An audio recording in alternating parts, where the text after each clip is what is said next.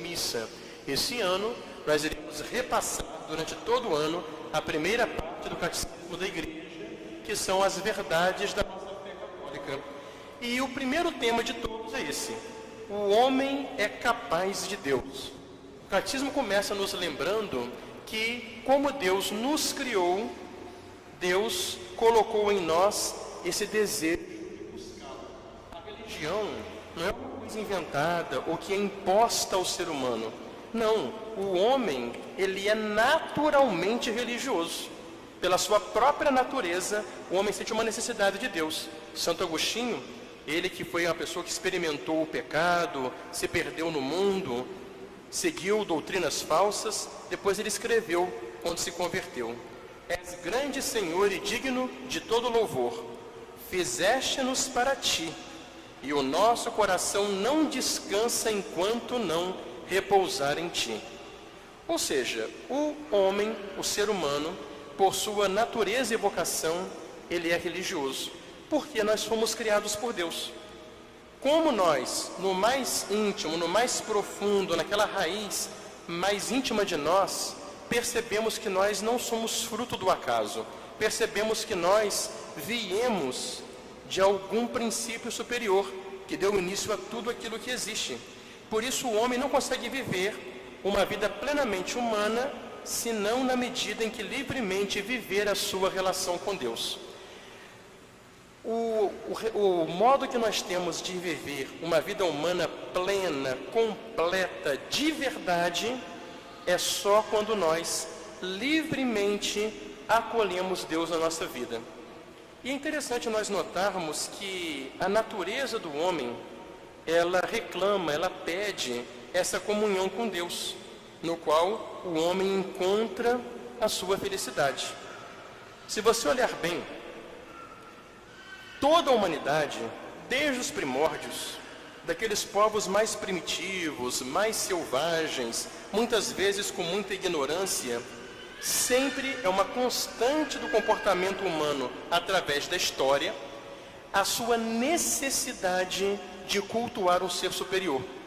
O homem, no mais profundo da sua natureza, ele tem uma necessidade de Deus.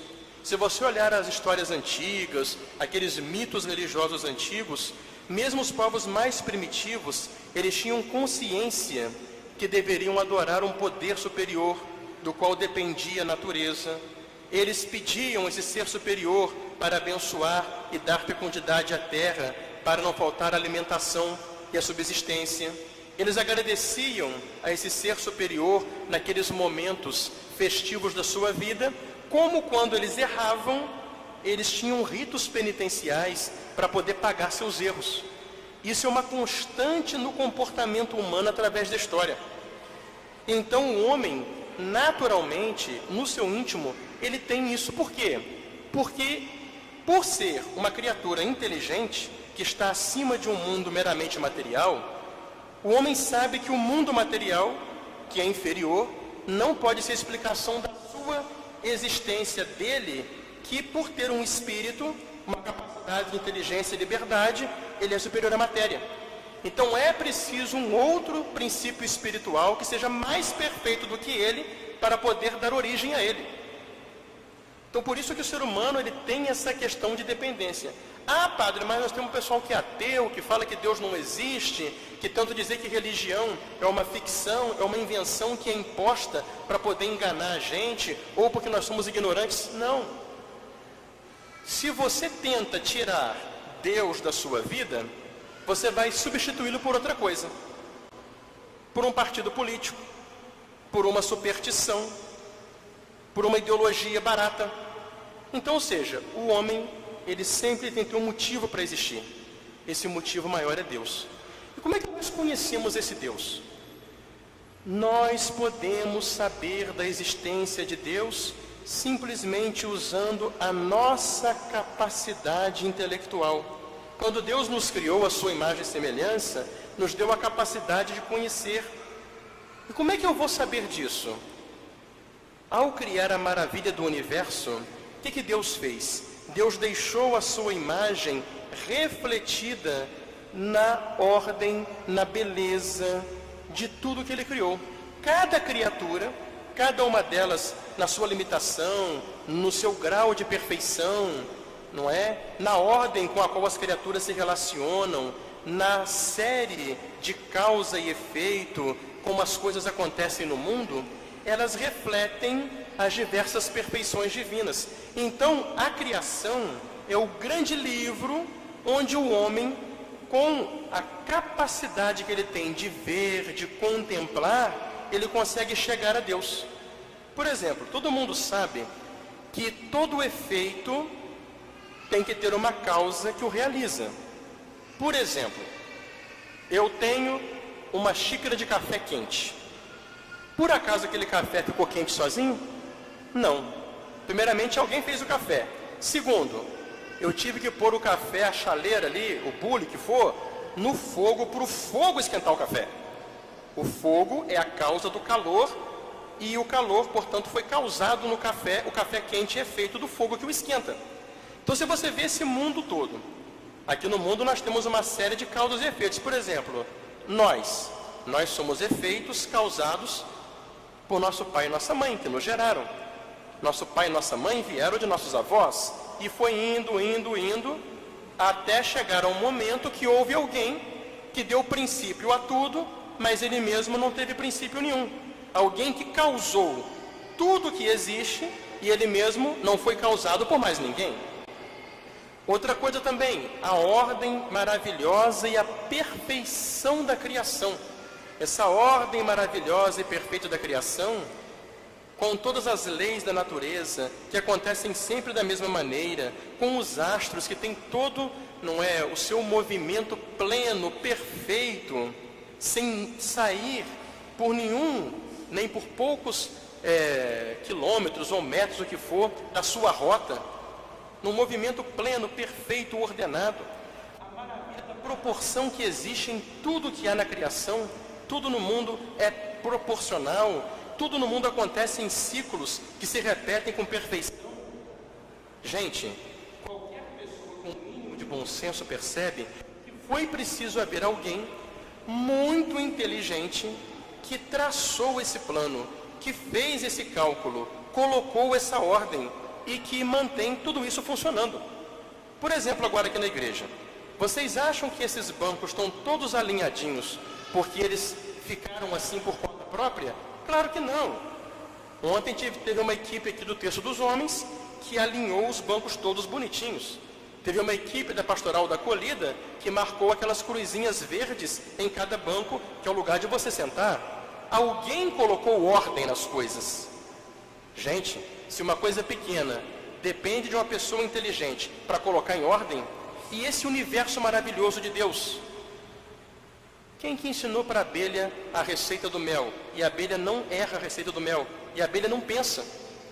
Como é que a abelha sabe que tem que fazer o favo de mel hexagonal, de modo a caber tudo ali, preencher aquilo tudo num espaço, e a forma hexagonal é a melhor para poder conter o máximo possível dentro de um espaço? Será que a abelha sabe calcular espaço, sabe matemática? Não! Alguém muito inteligente é que criou cada coisa com uma natureza que tem uma ordem certa de agir em cada situação. Portanto, a maravilha da perfeição do universo nos faz pensar o quê? Em um ser com uma existência perfeita, uma inteligência superior que colocou tudo isso. Então você, com bom senso, inteligência e contemplação da realidade à sua volta, e inclusive também com a reflexão sobre a sua própria autoconsciência, você percebe que você depende de alguém maior, que existe algo maior por trás disso tudo, que nós chamamos de Deus. Mas como é que eu sei, padre, as perfeições de Deus? É exatamente quando eu vejo a imagem de Deus nas criaturas. Por exemplo, eu vejo uma pessoa muito boa, uma pessoa bondosa, uma pessoa caridosa. A partir dessa pessoa boa, eu vou pensar na bondade de Deus. Como é que eu faço? Eu faço duas coisas. Eu pego a bondade que eu vejo nessa pessoa, tento descartar as limitações que ela tem, que nós somos todos limitados por sermos criados, e tento elevar essa bondade ao máximo possível. Aí então eu consigo pensar, então Deus, Ele é boníssimo. Se eu vejo bondade nas criaturas, tem que ter um princípio que seja a própria bondade, para poder comunicar a bondade a cada uma delas. Então assim a gente conhece a Deus por um conhecimento análogo ou analógico. Eu conheço a Deus que eu não vejo, mas eu chego a compreender quem Ele é através da imagem dEle, das perfeições dEle, participadas na obra de suas mãos, que foram as criaturas que Ele criou. E assim, portanto, nós conseguimos, através do uso da nossa inteligência, chegar à conclusão, pela inteligência, de que Deus existe, de que Deus é perfeito. Depois iremos falar, na sequência do catecismo, de como Deus se revelou a nós. Mas essa história de falarem que não dá para saber que Deus existe e que religião é uma coisa inventada para poder enganar a gente, não. A religião, naturalmente, é uma necessidade vital do homem. E quando o homem não tem religião, ele arranja uma outra coisa para colocar no lugar. Ou um partido político, uma ideologia, ou o dinheiro. São João Vianney falava, o nosso padroeiro: deixai uma paróquia 20 anos sem padre, e ali os homens começarão a adorar os animais. É assim que funciona. Como hoje as pessoas matam criança no ventre materno e protegem bichos em extinção. Coloca o animal acima do ser humano, é justamente a consequência de tirar Deus da sua vida. Então, meus amados irmãos, louvado seja nosso Senhor Jesus Cristo! Estamos celebrando hoje o primeiro domingo da Quaresma. Quaresma é o nosso grande tempo de conversão, renovação, é o nosso caminho de retorno a Deus, nosso Senhor. A Santa Missa de hoje é celebrada